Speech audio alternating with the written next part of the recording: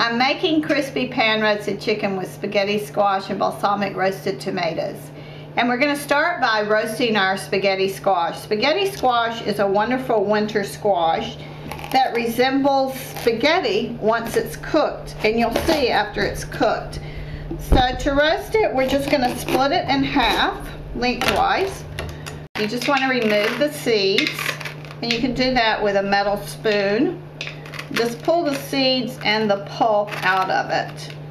You don't want to go too far into the meat of the squash, because those little shreds that you see is the actual meat of the squash. But you want to pull the seeds out. And once you have all the seeds out, you're going to put the squash down, face down on a baking sheet with sides. And you're going to pour about a cup of water in the bottom of the baking sheet, about a tablespoon of olive oil, and a couple of tablespoons of balsamic vinegar. And the olive oil keeps the squash from sticking to the bottom of the pan when it's roasting, and the water helps kind of steam the squash as it cooks. We're going to put it in a 400-degree oven for about an hour until it gets nice and soft. To make the balsamic roasted tomatoes, you want to use Roman tomatoes that have been rinsed, and you just want to cut the stem end off and slice them in half. And we're going to toss them with a little bit of fresh rosemary, balsamic vinegar, olive oil, and a little salt and pepper.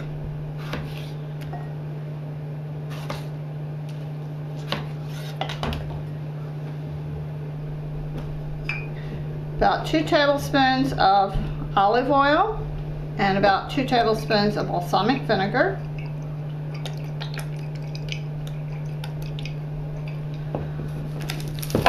One small red onion.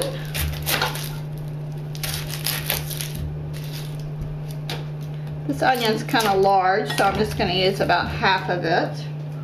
You don't need the whole thing, and you can just save the other half and use it for something later.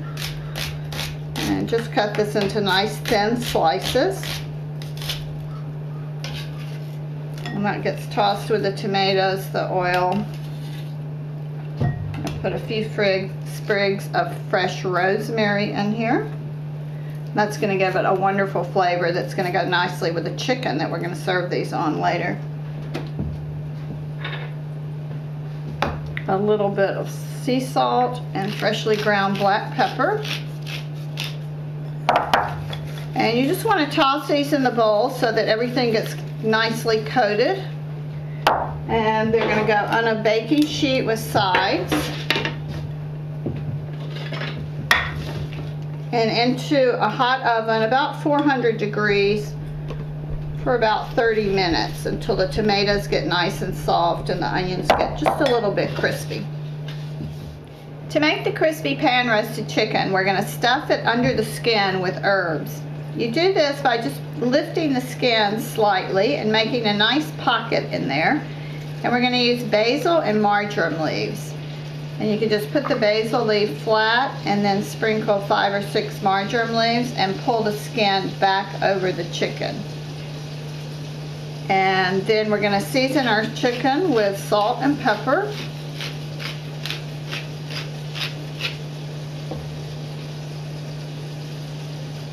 We're going to put it right in the pan to roast. You want to heat 2 tablespoons of butter and 2 tablespoons of olive oil in a non-stick oven-proof skillet over medium heat, and add your seasoned chicken breasts.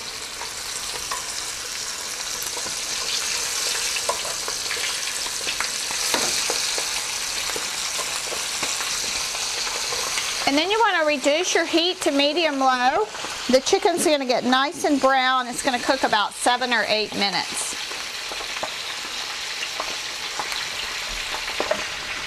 The edges will start to turn opaque, and it's going to be nice and crispy on the skin side. See how beautiful that is? Just want to flip it over. You're going to pour the juice of 1 lemon over and around the chicken, and 1 cup of dry white wine.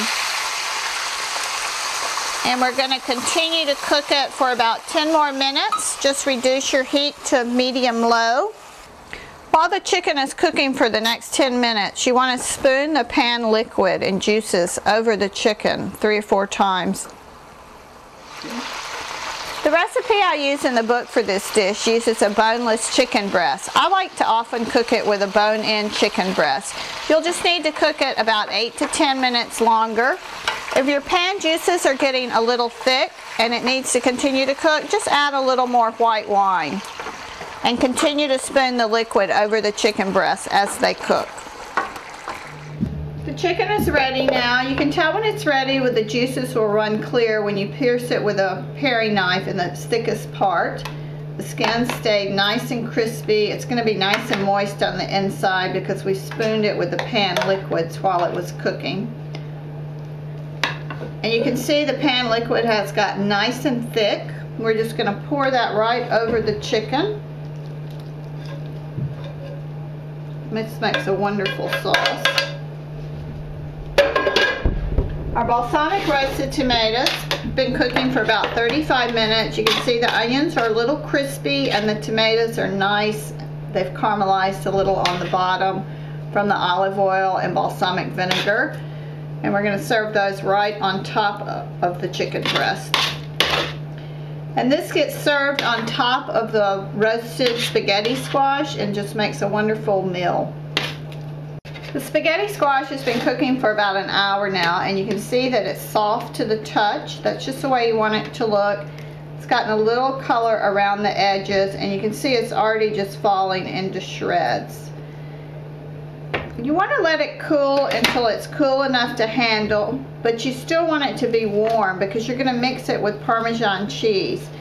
And the easy way to shred this is just take a fork and go around the edges and loosen the squash from the peel.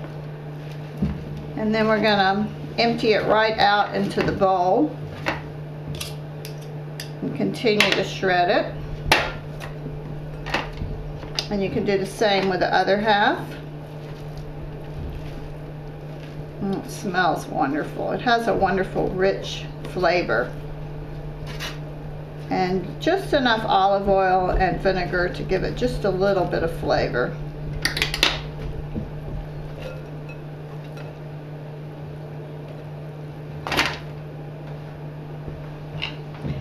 And we're going to season it with a little bit of salt and pepper.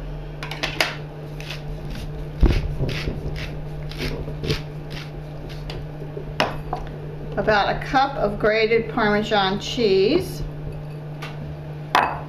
Couple of tablespoons of olive oil. Now you could use butter here if you wanted to, but I think the olive oil kind of is in keeping with the traditional Italian flavors that we have in everything else that we're serving this with. At this point you could add fresh herbs if you wanted. You could add a little chopped fresh rosemary or basil, but I'm going to leave it plain since we have so much flavor in the chicken and the tomatoes that's going on top of it. And you just want to let it sit until all the cheese is melted. You can serve this dish family style on a platter, but if I'm usually having 2 to 4 people, I like to plate it because it looks so pretty and it makes a lovely presentation. Just put a nice scoop of the spaghetti squash on the plate, one of the chicken breast, and you want to get some of the tomatoes and the onions with it. Just put a few extra ones on top. And then you just want to spoon a little bit of the pan juices over the chicken and the squash and drizzle a little around the plate. And there is a lovely dinner.